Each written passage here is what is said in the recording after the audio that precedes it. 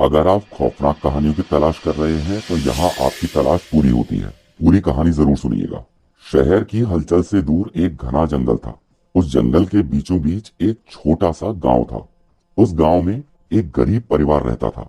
उस परिवार में एक दादा दादी, उनका बेटा दीपक, बहू और उनका एक छोटा सा पोता था। एक दिन दीपक को लकड़ी लेने के लिए जंगल में जाना पड़ा। जंगल बहुत घना और अंधेरा था।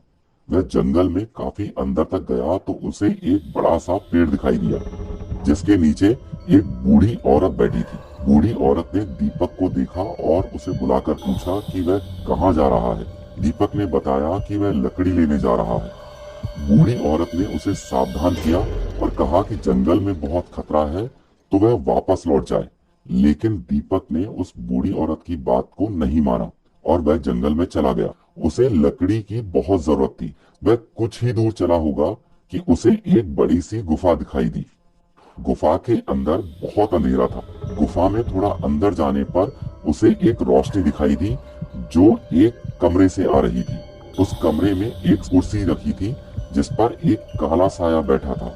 उस खौफनाक काले साये का चेहरा बहुत डरावना और आंखें लाल थी।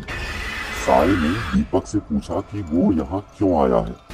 दीपक ने बताया कि उसे लकड़ी की बहुत जरूरत है, इसलिए वही लेने के लिए वो यहाँ आया है।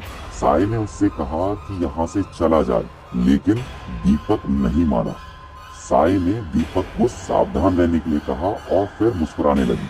दीपक डर गया और वहां से चला गया। दीपक जंगल में कुछ देर लकड़ी लेता रहा।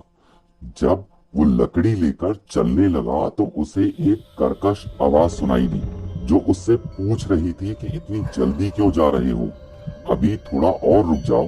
दीपक ने जब देखा तो आवाज उसी साये की थी।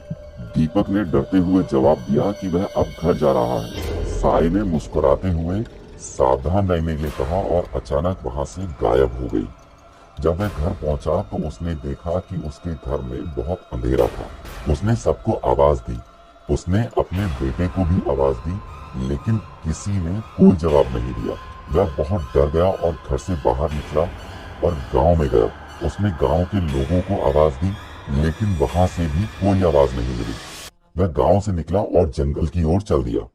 वह जंगल में बहुत देर तक घूमने के बाद थक कर एक पेड़ के नीचे बैठ गया और रोने लगा।